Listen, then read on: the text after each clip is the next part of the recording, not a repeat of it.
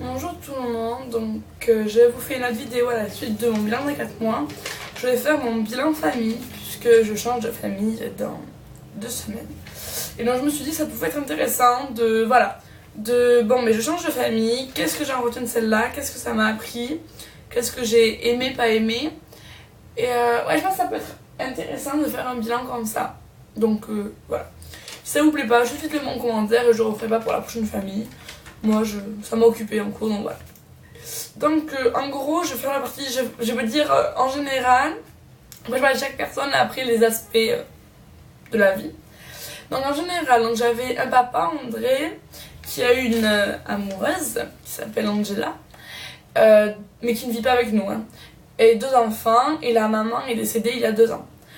C'est une famille assez riche, le papa est magistrat. Je vis dans un très bel appartement en plein centre. J'ai une femme de ménage qui s'appelle Irénée, parce que j'en parlais plus tard. Donc le papa, qui s'appelle André, il a 50 ans, il a fait 50 ans quand j'étais ici. Et il est magistrat criminel de la Santa Catarina. Quand même quelqu'un d'important, qui gagne très bien sa vie, qui travaille pas mal. C'est quelqu'un de très gentil. Au début c'était difficile de parler puisqu'il ne parlait pas français, il ne parlait pas anglais, un peu espagnol, donc voilà. Mais on a réussi. Il est vraiment dans les mangeants qui m'appelle Querida, c'est genre ma chérie. Il m'appelle toujours comme ça, il me dit, voilà, quand il me présente, il dit voilà, c'est. Souvent il dit que je suis sa fille, enfin voilà, il est vraiment très gentil avec moi. Il me dit beaucoup, je lui manquais aussi ça, il me le dit vraiment beaucoup et je sais qu'il va le ressentir. Puisque voilà, je suis la première qui l'a accueilli, ça s'est très bien passé, donc forcément on a créé des liens. Et donc j'ai dit dans ma vidéo bilan des 4 mois, mais voilà, il m'a dit aujourd'hui que si tous les échanges étudiants étaient comme moi, il accueillerait beaucoup plus. Il m'a emmené au tribunal voir son travail pour me montrer comment ça se passait. C'est intéressant, j'ai beaucoup aimé qu'il fasse ça. Après, c'est quelqu'un. Voilà, moi je suis pas forcément en accord avec comment il agit avec son enfant. Genre, il fait tout pour eux. C'est tout, le père, c'est limite un chien. Des fois, c'est genre papa, je veux manger. Papa, fais-moi un thé. Papa, j'ai faim. Guillermé, il fait rien du tout. Je vais en parler plus tard. Guillermé, mais voilà, il a. Son père, il lui fait tout, quoi. Moi, je vais en parler plus tard pour Guillermé. Voilà, je pense que des fois, André, peut-être que des fois. En fait, je pense que depuis le décès de la maman, le papa, il est tout pour eux. Et du coup, il passe beaucoup de choses. Et il fait tout pour que tout soit très facile pour eux. Donc, je pense que maintenant, c'est bien, mais j'ai peur que dans quelques années, peut-être que du coup ça leur porte un peu tort, enfin on verra. Après j'avais un petit frère de 11 ans, Guillermé. Non, ça c'était bien, un temps pas bien parce que il a un an de moins que mon petit frère à moi, Léo. Et ça a été un peu difficile au début de le voir en fait avec sa sœur et de me rappeler moi et mon frère. Mais maintenant ça va. C'était quand même beaucoup plus compliqué avec lui parce qu'il ne parlait pas. Il parlait que portugais, voilà, pour faire simple. C'est quelqu'un de très renfermé, timide, toujours devant un écran, un iPad, un ordinateur, la télé, les jeux vidéo. Je suis assez violente et il ne parle pas en public, jamais. Genre en public, il est toujours collé à son père comme un bébé de 4 ans. À la maison, alors qu'à la maison, il lui parle quand même assez mal, je trouve. En fait, il a des réactions assez bizarres, je sais pas, il agit un peu comme un enfant de 8-9 ans, je trouve. Il a des comportements, genre ça fait quand il fait quelque chose, il fait comme ça, il chouine comme un bébé et sans parler. Genre à table, c'est le père qui le sert tout, il fait papa serre-moi, papa verre, papa jus. Alors que le jus il est en face de lui, mais c'est le papa qui doit lui donner. Et non voilà, ça il se sert jamais à manger. Quand on était tous les deux à la maison, jamais le père, jamais Guillermé il s'est fait une pizza tout seul, c'est moi qui dois faire la pizza, alors que c'est genre la mettre dans le four et attendre. Donc du coup voilà, dès qu'il écoute Guillermé à la maison, il mange que des hamburgers, tout ça que le père commande pour lui. Il sait rien faire, il sait même pas faire des pâtes.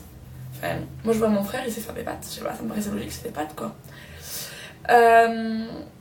Donc voilà, ça c'est un truc qui est vraiment compliqué pour moi au début, de voir le papa lui faire se lasser. Enfin, j'étais là, mais t'as 11 ans, c'est pas possible, tu peux pas être aussi non, c'est pas possible. Et mais voilà, après je suis pas chez moi donc je peux rien dire.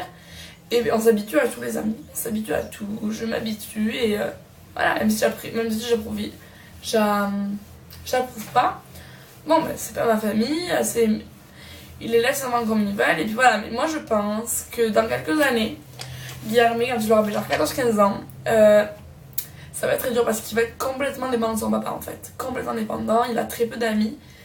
Et j'ai peur que ça fasse l'ado un peu dans son coin, tout ça. Enfin, on verra, à suivre. Julia. Alors là, voilà, j'ai Julia, je vous explique, Julia, j'ai mis 4 mots-clés. Je trouve que je peux parler d'elle pendant une vidéo entière de 25 minutes. Parce que Julia, c'est vraiment une soeur pour moi. C'est vraiment... depuis le début, on se parle depuis avant que je parte en échange, on se parlait depuis 2 mois avant, on se parlait tous les jours. Et ici, c'est pas juste la sorte d'échange qui t'accueille avec tout qui tout est parfait, tout ça.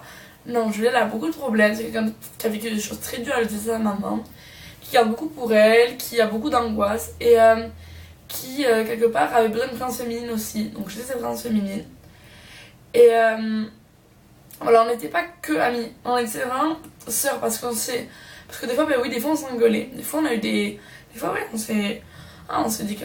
Je lui ai dit des fois qu'elle avait pas à me parler comme ça. Genre, des fois, à des moments, elle a commencé à rire de moi dès que je parlais portugais devant ses amis, genre pour son intéressante. Vous voyez, genre, vous regardez les gens de Soudan, elle parle bien portugais. Et les gens étaient mal à l'aise. Et je lui ai dit, à un moment donné, il faut que ça arrête, quoi. Parce que quand tu vas partir dans l'échange, tu parleras pas la langue, hop, j'arrive, hop, je parle la langue. Ça se passe jamais comme ça. Et donc voilà.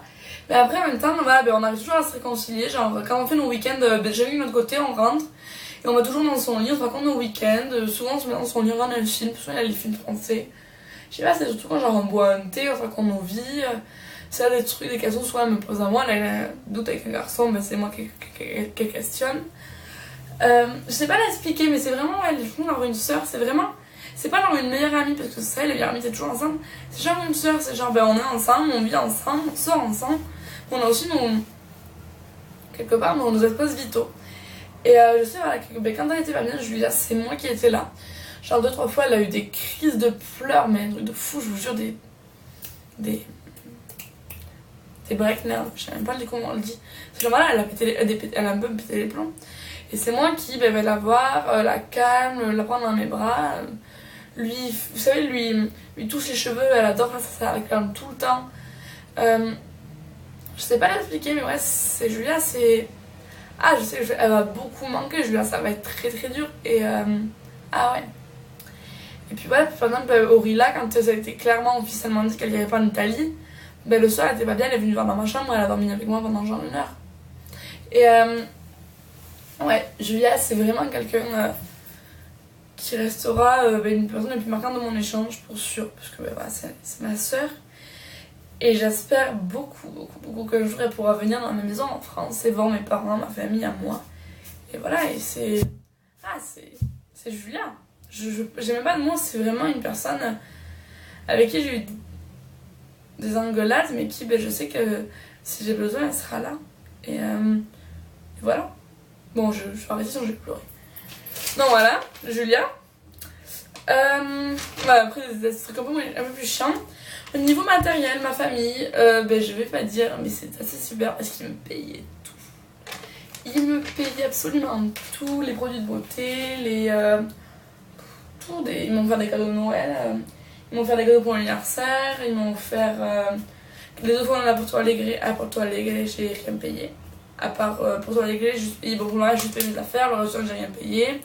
Pour le l'anniversaire d'André, j'avais payé le coiffeur, le maquilleur. Qu'est-ce qu'il me paye d'autre? Il me paye. À chaque fois, je vais à Curitiba en bus, il me paye tout. C'est genre 30 réals à chaque fois quand même. Les sorties, quand je Julia, elle paye mes consommations, elle paye mon entrée. C'était. Pour le téléphone aussi, il me le paye.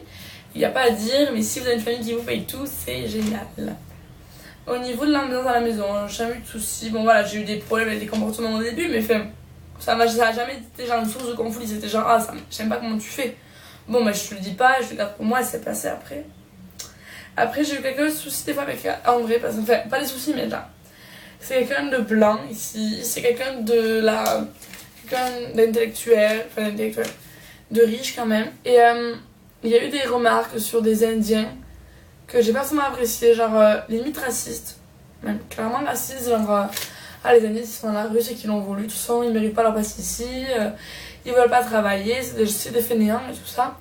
Et quand tu vois, il y a des Indiens dans ma ville et ils vivent dans des tentes qui pleuvent, qui neigent, qui ventent. qu'il fasse 45 degrés avec des enfants de 1 an. Ils ont rien du tout et je pense pas que les gens ils veulent vivre ici. Je veux dire, à un moment donné, tu peux pas vouloir vivre dans ces conditions. Il y a des mamans, elles veulent pas que leurs enfants vivent dans ces conditions-là. C'est vrai que, genre, des fois, il y avait un Indien, puis une fois, il me fait viens, on va voir l'Indien, genre, truc touristique, et puis il fait le tour de lui, il fait le tour de l'Indien en voiture. J'étais là, mais enfin, oui, ben le pauvre, quoi, il est dans la rue, il est en train de, enfin, il a faim, il a soif, il a froid. Il y a rien à voir. Ça m'a un peu gênée. Et puis voilà, après, il y avait quand même pas mal d'homophobie encore au Brésil, beaucoup. Et j'ai eu beaucoup de remarques dans ma famille, ben voilà, ah, ça c'est un gay, c'est un film de gay, regarde pas ça, il est gay, qui m'ont beaucoup gênée, puisque ben moi j'ai vraiment, enfin, je veux dire, l'homosexualité, j'ai jamais eu de problème avec ça, c'est les gens qui font ce qu'ils veulent, et ça regarde personne, l'homophobie, j'ai pas du mal avec ça. Au niveau de la nourriture, et il mangeait quand même assez mal, je l'avais dit dans mes articles, hein, que le soir, quand la femme de ménage cuisinait pas, c'était pas de la grande, on mangeait pas en général. Donc c'est toujours le cas. Les soupes pré-cuites, c'est les rois ici, les hamburgers, les hot dogs, tout ce que vous voulez. Donc voilà, je me suis fait un cuisine à moi pour essayer de pas trop grossir. Au niveau des sorties, c'était parfait, j'étais super libre. Là, je suis partie 5 jours à la plage qu'avec des amis. Voilà. Voilà, c'est très libre, ils me faisaient vraiment confiance. Ils ont vu que j'avais jamais fait de conneries. Je suis jamais rentrée bourrée à la maison. Je suis jamais rentrée plus tard que prévu. Enfin, j'ai jamais fait une bêtise. Mais j'avais vraiment confiance, vraiment confiance en moi, ça c'est vraiment un truc important. Pour favor, s'il vous plaît, faites confiance en vous, faites en sorte que votre famille faites confiance, parce qu'après vous pourrez faire beaucoup plus de choses avec eux. Et la merde sera bien meilleure. Le seul point négatif avec cette famille, c'est que j'aurais bien aimé sortir un peu plus, genre, qu'ils me fassent voyager dans le Paraná. Je suis allée 2 fois pour Porto Alegre avec eux, tout ça. Après les week-ends, on restait à la maison, bon après ça j'étais pas souvent là. Mais après Julia, elle sortait beaucoup, du coup elle était fatiguée, tout ça. Et du coup, j'ai rien vu en fait du Paraná encore, j'ai encore rien vu. Après, je serais un peu dommage. Donc voilà, la vidéo est finie. Bref, cette famille est très très très très bien. Je ne vais pas les oublier, ça c'est sûr. Peut-être que je regrettais un peu de pas avoir une maman ici, parce que forcément, une présence de maman, ça manque. Mais bon, on s'habitue à tous les amis. Je pense que j'étais pour Julia, une maman un peu aussi, et une sœur. Parce que j'étais le camp féminine qui avait plus dans cette maison depuis un petit moment. Guilherme, je sais que je lui manquais aussi parce on a vraiment créé une relation après, genre même si au début c'était dur. Et on a réussi, il a essayé de m'apprendre des trucs en portugais, on a rigolé des fois ensemble. C'était pas des grandes relations, mais c'est quelqu'un de bien et je suis sûre que... Voilà. C'est quelqu'un qui s'ouvre à tout le monde, je le sais. Et avec moi, il s'est vraiment ouvert. Donc ça, c'est vraiment quelque chose qui m'a beaucoup touchée. Et André, André, c'est un chéri, c'est un amour, André. Je pense pas que André, je pourrais jamais le voir comme un papa, vraiment. Parce qu'il y aura toujours une petite distance entre nous deux. Mais comme un oncle, oui, clairement. Ce sera toujours quelqu'un avec qui j'aurai une relation. Après, voilà, peut-être pas papa, parce que c'est mon papa. C'est mon papa, j'ai une relation très forte avec lui, donc je l'aime. Enfin, voilà, mon papa en France, c'est quelqu'un que j'ai une relation très forte, avec qui je parle beaucoup. Ce qui n'est pas le cas d'André quand même, parce que André, voilà. Je l'adore, mais c'est pas ça. Mais oui, quelqu'un que j'apprécierai pendant mon danse, pour sûr. Donc voilà, ma vidéo est finie, je vais aller dormir parce que je suis crevée. J'espère que c'est bien, que j'ai pas parlé trop vite parce que j'ai pas fait trop attention à ça. Voilà, je vous fais plein de bisous comme d'hab. Si vous avez des trucs à dire, commentez en bas, vous savez les commentaires. Voilà, bisous.